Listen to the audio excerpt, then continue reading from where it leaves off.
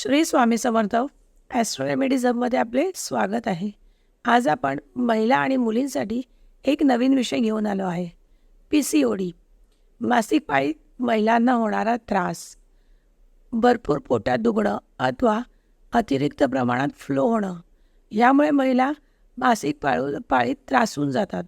अशा वेळी महिलांना आपण शास्त्रामध्ये सांगितलेला एक मंत्र सांगणार आहोत.